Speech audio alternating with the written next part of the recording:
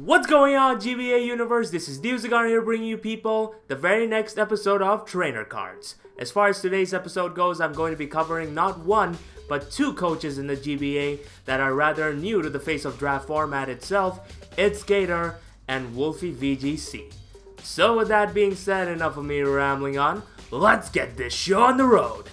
Gator made his official debut in draft format during the Season 7 of the GBA. Prior to that, he was supposed to compete in the NPL, but left immediately after competing in his first week. His first official season in the GBA went pretty decently, I guess you could say, winning a total of 7 matches and losing 5 of them, which still managed to be more than enough for him to secure a playoff spot before losing to George.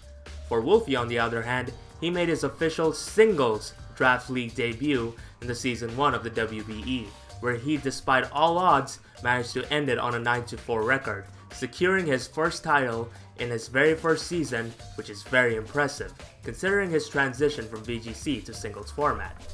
Now regarding the type of teams both Gator and Wolfey have used, as you can see on the right, Gator more or less drafted a bulky offensive squad with webs options, setup sweepers, wall breakers, momentum initiators, hazard remover, life orb adamant mamoswine, you name it. For a first time draft, it was pretty well thought out, which gives him room for many options and many approaches before each of his matches, so kudos to him. And as for Wolfey, on the other hand, his team is pretty much what you would call a rain team, with the obligatory Mega Swampert, Pelipper, and Tornadus Terrain. Other than these common mons, he still does have the needed Pokemon to make sure the squad doesn't automatically lose when rain's gone, like Landorus Terrain, Gengar, and even to some extent also Tornadus Terrain, so there's that. Throughout their rather short experience in League format so far, they have been a bit rough around the edges at first. But for Gator, if there was a Pokemon that pulled through for him big time after the first few weeks, it'd have to be none other than Heatran. For a very long time now, Heatran's always been looked at as the black sheep of high tier picks because of its quad weakness to ground and forcing the item to always be Shuka or Air Balloon through over prep. And in the beginning weeks, Heatran performed as expected. However, starting from his match against Duncan, Gator has been able to silence all doubters by making sure that Heatran was always a perfect fit for his squad, running the optimal sets with the necessary team support that enable him to methodically chip down his opposing teams with Heatran's great coverage, as well as have it be a nice cleaner with Scar Fire Blast that enable him to get 15 kills with it. The sets he used were nothing fancy, other than an instance where he ran Specs Eruption, but that regrettably couldn't do anything. For Wolfey, on the other hand, Mega Swampert is the premier mon that quite literally was the MVP for him, especially during the playoff stage, being able to go from only 5 kills in the regular season to a total of 14 kills by the time the finals was over, which really goes to show how much his knowledge on how to properly use this beast has improved when it counted the most. All he needed was a proper game plan, have the rain set up in the right time, and then have it do all the rest, which is exactly what it did because he stopped being so impatient with it and set the game up to such a phase where he has nothing to lose from power-up punching before starting to wreak havoc. It definitely somewhat changed my opinion on Rain in draft format, so props to him. And now for the final segment, let's talk about both Gator and Wolfey as a battler. Despite being able to beat Envy on his very first week, he did have a bit of trouble afterwards being able to win games.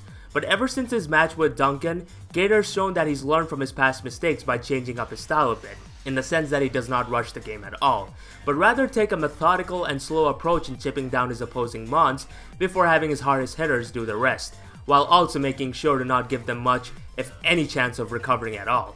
With this style, he's been able to find some considerable amount of success, being able to even beat veterans like now former champion Skeptile MC and a longtime draft battler El Scizor. His plays aren't necessarily what I'd call severely aggressive or what wins him games, but rather his game plan, which he does a quite good job at sticking to. I definitely see him being able to get even better with more experience. The same can be said for Wolfey, except it comes off to me as a rather even bigger surprise seeing how well he's been able to adapt to draft, let alone singles in the first place. Now admittedly, it'd be ignorant to say he adapted immediately because he made a lot of mistakes at first. Here's an example. He's not going to electric move, right? I think I want to use this opportunity to set rain.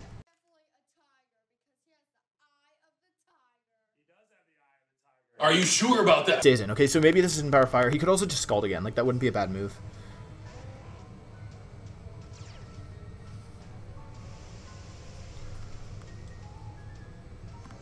see.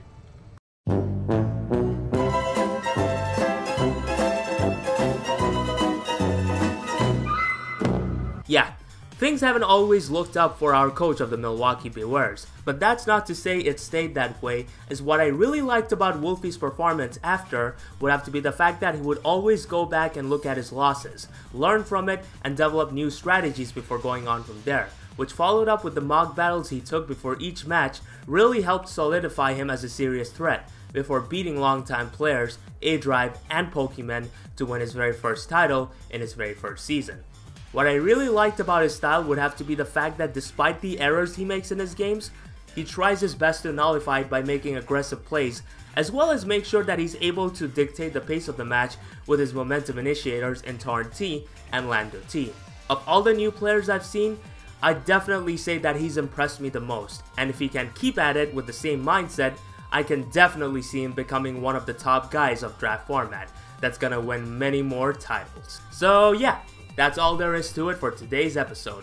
I hope you all managed to enjoy this, and if you did, feel free to drop a like and let me know your thoughts in the comment section down below, what your thoughts are on both Wolfey and Gator. I'm your host, TheUziGunner, and I'll see you all next time. Peace!